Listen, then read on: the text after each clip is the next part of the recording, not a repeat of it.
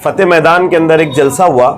उस जलसे के अंदर हमारे शहर के आमदार मुफ्ती मोहम्मद इस्माइल कासमी साहब ने एक बयान दिया और काफ़ी अच्छा बयान था उनका। मुझे बहुत अच्छा लगा वो सुनकर। हमारे सियासी उस्ताद मोहतरम है और अल्हम्दुलिल्लाह गांव में उनका अपना एक असर रसूख है। सियासी कायदीन होने के नाते उन्होंने जो बयान दिया है वो बयान पूरे शहर ने उसकी तायद और हिमायत की है, पूरे शहर ने। लेकिन उसके साथ साथ मेरा एक सवाल है हमारे शहर के मुफ्ती साहब से। मेरी बिसात नहीं कि मैं उनसे सवाल करूं, लेकिन फिर भी कि उन्होंने कहा कि कांग्रेस के दौर में 15,000 से ज़्यादा फसादात हुए।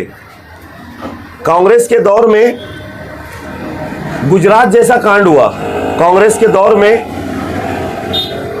मुसलमान की ये हालत हो गई सच्चर कमेटी की रिपोर्ट के मुताबिक कि वो दलितों से निचले स्तर पर गिर गया।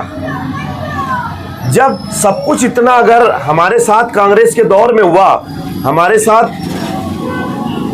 बाबरी मस्जिद को ताला कांग्रेस के दौर में लगाया गया, उसके अंदर मूर्तियां कांग्रेस के दौर में रखी गई, उसका ताला कांग्रेस के दौर में खुलवाया गया और उसका शहादत का मामला जो है वो कांग्रेस के वक्त में ही हुआ।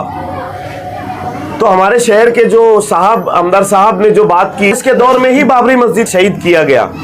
गुजरात का इतना बड़ा मामला था कि हमारी अपनी बहनों के पेटों को काट कर उसमें से बच्चों को जिंदा नवजात बच्चों को निकाल लिया गया। हमारी अपनी माँ बहनों की इज्जतें तार तार की गई। कांग्रेस के दौर में भी हम लोग सुकून से नहीं थे और इनका दौर तो आप लोगों के सामने है ही। तो मेरा एक सवाल है कि कल के दिन वहाँ पर जलसे में ये बोला गया कि दो मुसीबत है, एक बड़ी मुसीबत, एक छोटी मुसीबत। तो हमको शरीयत भी बचाना है और शहरियत भी बचाना है। इसके लिए मुसलमान शोभाताई बच्चाओं को वोट करे, ऐसा वहां से ऐलान किया गया। कांग्रेस का नाम नहीं लिया गया। कांग्रेस हमारे लिए मुसीबत है, वबाल जान है, और शोभाताई बच्चाओं हमारे लिए रहमत है, ऐसा वहां से बताया गया। तो मैं हमारे शहर के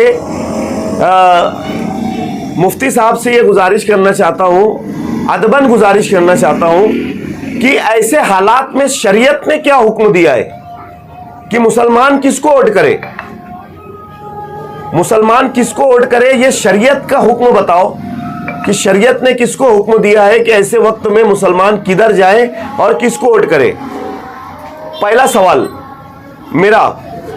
दूसरा सवाल यह है कि जब हम कांग्रेस को इतना बुरा मानते हैं, कांग्रेस के खिलाफ में हम इतना बोल रहे हैं, इतना प्रोपेगेंडा कर रहे हैं, तो शोभाताई को हम वोट देने के लिए क्यों कह रहे हैं? क्योंकि वो हमारे शहर से 150 किलोमीटर दूर रहते हैं और वो 150 किलोमीटर से आके क्या मालेगांव वालों की रहनुमाई करेंगे?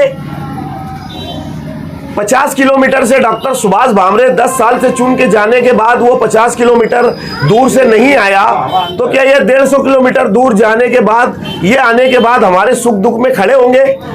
ये मेरा दूसरा सवाल। शहर के सियासी लीडरान से मेरा तीसरा सवाल कि अगर आप अपने आप को, सबको, मुसलमानों को एक जगह जमा कर रहे हो, सबको एक जगह जमा कर रहे हो आप, तो आप क्यों एक जगह जमा नहीं हो रहे?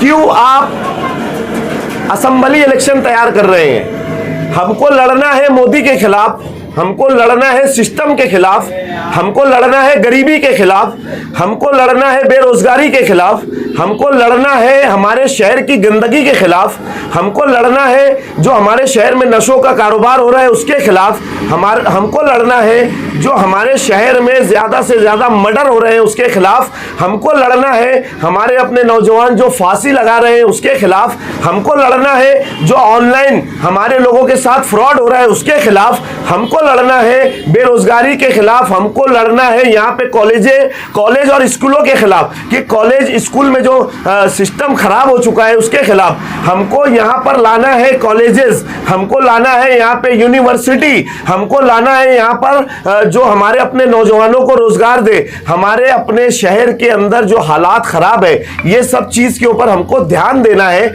इस चीज के लिए हमको लड़ना है।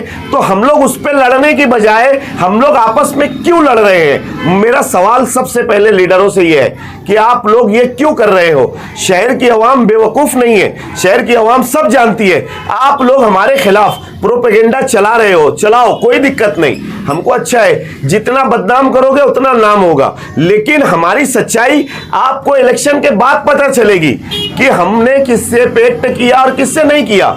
हमको उससे कोई फर्क नहीं पड़ता, क्योंकि मैं आज आपको एक सच्चाई बताता हूं कि इलेक्शन के 5 साल के बाद जो भी चुन के जाएगा, हमारी लड़ाई जो भी 5 साल के बाद चुन के जाएगा, हम उसको मालेगांव शहर में लाकर उससे काम लेने का काम करेंगे। और दूसरी बात कि हम लोग कोशिश करेंगे कि हमारे शहर से, हमारे मालेगांव शहर से, ये हल्का धुलिये का हल्का है, लेकिन अगर यहां से मुस्लिम और दलित भाई अगर एक हो गए तो यहां से खासदार बन सकता। जब से ये सीट को ओपन किया गया है, पहले ये ओबीसी आरक्षण में थी, लेकिन जब से ये ओपन हुई है ना, तो यहां से कोई भी मुस्लिम खासदार चुनकर नहीं गया है।